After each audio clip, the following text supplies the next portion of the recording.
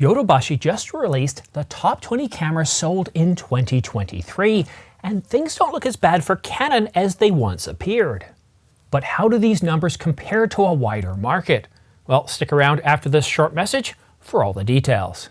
But first, subscribe to stay up to date on the latest camera news. And for all the minor news stories, all those news stories not quite big enough to have their own separate video, follow me on X, formerly known as Twitter. Yodobashi Camera is the fourth largest Japanese camera retailer, and while a good sample size, how does this compare to a wider retail market?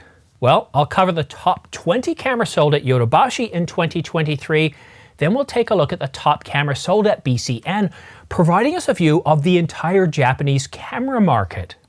Turning our attention to Yodobashi, the Sony a7 IV has been the top seller at Yodobashi since it first started shipping in late 2022, and was the best seller again in 2023. But the Nikon Z8 held on to the number 2 spot, a truly capable camera that met the challenge put down by Canon in 2020 with the Canon EOS R5, exceeding the R5 in many areas and many capabilities, and our top pick for the best camera of 2023. Third place goes to another Sony, the Sony a7 R5. Announced November 1st, 2022, delivering 61 megapixels at 10 frames per second and its own dedicated AI chip, and a 240 megapixel high-resolution pixel shift mode that's actually able to deal with moving subjects such as this car. The Canon EOS R6 Mark II takes fourth place, a solid update to the Mark I, fixing a lot of the issues that camera had. The Mark I was released in July of 2020 for a price of $24.99, the same price that the Mark II was released for. In fifth place, we have the Sony a7 IV kit, and Nikon takes sixth spot with a ZFC retro-looking camera with a 16-50 VR SL lens. In seventh place, we have another Nikon, the Nikon Z50 double lens zoom kit, while Canon takes eighth place with the Canon EOS R50. And in ninth place, we have another Sony, the FX3, a video-centric version of the already video-centric A7S III released a year prior. And if you thought Nikon was having a tough year at Yodobashi, well, that's not the case. Rounding off 10th place, we have the Nikon Z9 full-frame mirrorless flagship camera that sells for $5,500, $1,000 less than the competition. So Nikon did rather well in the top 10, with 4 cameras at the Yodobashi top 10, followed by Sony with 4 cameras, and Canon only managed to, well, bring in 2 cameras. So before we finish the top 20, let's go ahead and take a look at the BCN top 10 to see how the overall Japanese market compares to what Yodobashi has. BCN ranking provides nationwide sales tracking of electronic devices in Japan, and BCN ranking gives us a broader indicator of the wants and desires of the Japanese camera consumer as we take a look at their top 10. Sony once again takes top spot, but it's not the a7 IV. It's the Sony ZV-E10, a much more affordable camera than the a7 IV at under $700. Second place, it goes to the popular vlogging camera, also a Sony, the a6400, priced at $998, while Canon takes the number 3 spot with the EOS R50, priced at $799. But that's followed up with another Canon camera, the Canon EOS R10 in 4th spot. The R10 feels like a mirrorless replacement of the Canon 90D, a DSLR released back in 2019. And I know what you're thinking. You're thinking, come on, Simon, we all know that the mirrorless replacement of the Canon 90D was the M6 Mark II, announced at exactly the same time. And yeah, I see what you're saying, but you got to remember that's the EFM mount, and Canon pretty well has retired the EFM mount, and yes, they do sell some cameras, but that's pretty well it. The future for Canon is the R system, which is built off of the RF and the RFS mount. So the true successor to the Canon 90D right now in Canon's lineup would be the Canon EOS R10, a very solid camera, and it provides much better 4K at 6K oversampled 4K with a 24 megapixel sensor. We haven't heard much about OM systems at Yodobashi, but they did perform well. The Pen EP7 makes an appearance at 6th place, followed the PL10 in 8th place, and the OMD EM10 in 9th place. Nikon manages to take 7th place with the Nikon ZFC, their cool-looking retro-styled camera, although there's no mention of the Nikon ZF in the top 10 or even in the top 20. And Sony, well, they round out the top 10 with a surprise. Well, not really. It's the A7 IV. When we take a look at things side by side, looking at Yodobashi and BCN, what we can see is when we take a look at the broader market with BCN rankings, we can see that Canon isn't doing all that badly. Neither is Nikon. And of course, Sony's doing well no matter how you look at it. But one thing is surprising, looking at the top 10, what's missing? Obviously, Pentax isn't there, but more surprisingly, we don't see any Fujifilm cameras. I would expect to see cameras like the X-H2 or the X-H2S, or even the X-T5, and there's nothing in the top 10. And stay tuned for the top 20 because we might have a little bit of a bright spot for you. But Panasonic, even the S5 Mark II and the Mark II X, not a single camera in the top 10. In the top 20, I don't think you're going to be too happy with it. So are you ready to take a look at the Yodobashi top 20? Let's push away BCN, and here we go. The Canon EOS R10 shows up in 11th place with the kit lens, the 18-150. And that's followed by the Sony ZV-E10 in 12th place, and another Sony in 13th place, and it's the Sony A7C, the Mark I, not the A7C II, and not the A7CR. And in 14th place, we do have another Canon, and that's the Canon EOS R6 Mark II, announced back in November the 2nd of 2022.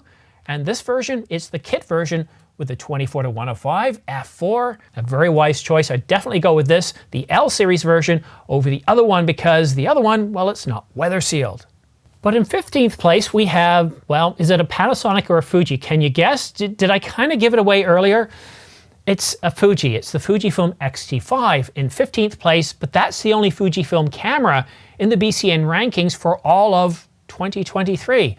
And we don't have any Panasonic, so I'll read you the rest in a bit, but you can see that Canon is doing quite well, despite what we saw from Yodobashi in the last half of 2023.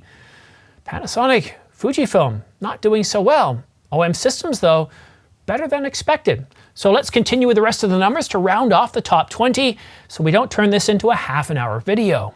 Sony takes 16th place with the a6400, and in 17th place we have the FX30, an APS-C version of the FX3, which is a video-centric version of the already video-focused Sony a7S III. The Nikon Z6 Mark II, a camera that many people can't wait to see Nikon update, takes 18th place, and Canon takes 19th with a Canon EOS R8, announced back in January of 2023. And in 20th, we have the Canon EOS R50 kit with the 18-45mm. In the last 6 months, Canon hasn't been doing all that well at Yodobashi, with maybe 1 or 2 cameras showing up in the top 10 and in the bottom half of that top 10. But what we can see by the Yodobashi top 20, or zooming out to take a look at the entire Japanese market, is that Canon isn't doing all that badly, which likely means that in the Americas, Europe, Asia, and even in Antarctica, that Canon is probably doing quite well. Now, taking a look at Yodobashi to round up the top 20, we have 6 Canon cameras in the top 10. It's a very solid showing, but compared to Sony with 8 cameras in the top 10, clearly Sony is dominating the Japanese market, and with Canon getting ready to refresh 2 cameras, the 1 series and the 5 series, we could see some love come back to Canon in 2024, although some people aren't too happy with the Canon EOS R1. And Nikon, well, they have 5 cameras in the top 10 at Yodobashi, and while that's less than Canon and even Sony, most of those cameras, 4 of them, are in the top 10 and placed higher up in the top 10. So I think Nikon's doing quite well, certainly a whole lot better than many of us thought Nikon would do going back just 4 or 5 years ago. You got to admit, they gave us a bit of a scare, didn't they? But Nikon, Canon, and Sony are both, or all 3, are doing well. We just want to see Panasonic pick things up a little bit. And I think a refresh of the S1, the S1R, and the S1H will certainly give them a shot in the arm, especially with that new phase detect autofocus system. But one other useful piece of data that keeps surprising me is that 30% of you are subscribed to this channel. That means 60% of you, the rest aren't. So if you're not subscribed, please go ahead and subscribe. It really does help this channel grow. It means an awful lot to me. It just helps. It helps feed that YouTube algorithm and just gets videos spread around a little bit more.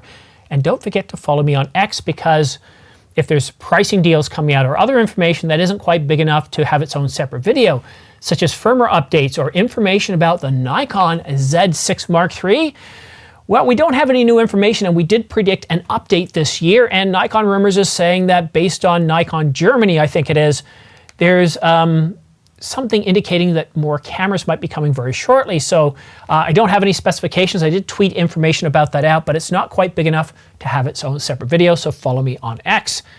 And if you're interested in purchasing any of the cameras that I've talked about in this video, any other camera gear or accessories, then please consider using my affiliate links. These ones right here, I've also got them down in the description. They really do help this channel grow because it provides me with anywhere from 2 to 12% back from anything you purchase, and it doesn't cost you anything extra.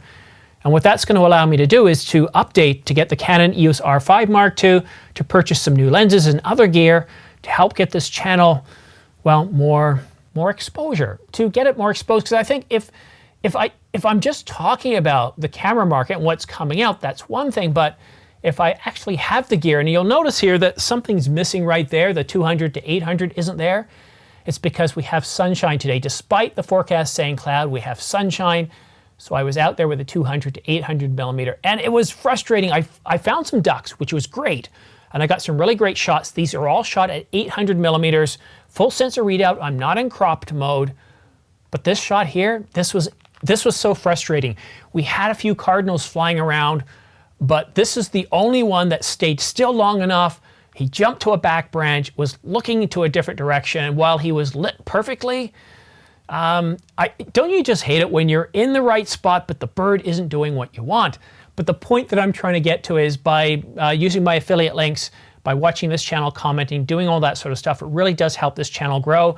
The funding comes in and allows me to purchase lenses. So instead of just telling you about the rumors and the leaked specifications of these lenses, I can tell you what it's like to operate them. I get them first, I use them. And while it's winter and it's tough, and other people like Dwayne can give you a much better review of these lenses, because in winter, there's not a lot of wildlife here, whereas in Australia, where Dwayne is, there's tons of wildlife. But the rest of the year, like spring, I'll be out there with a 200, 800, the 35 millimeter. I'm looking forward to get that. I've got the 50 millimeter f1.2, the 100 millimeter macro f2.8, and the 100 to 500. There's so many great lenses out there, and I know they're not cheap, and I know that some of these lenses you might save for 3 to 5 years to get them. So that's why I want to be able to talk about these lenses from experience, and not what Dwayne, not what Tony or Craig might say about these lenses, because I think talking from experience and showing, such as this 100 to 500 millimeter right here, shot on Lake Ontario on the boat, handheld, it's pretty impressive what the stabilization can do. And a lot of the reviews, they talk about shooting handheld, but they don't talk about it from a video point of view. Shooting handheld with a 100 to 500 millimeter and holding it steady, well, that's a whole lot harder to do. Because when I was shooting these birds here just a few hours ago, I was shooting with a shutter speed of 1/2000th of a second. It's pretty easy to get them in focus and without any blur. And I understand they're not the best photos, but I'm trying to show an example of what it's like if you're shooting at 1/2000th of a second with stills. Handheld is easy.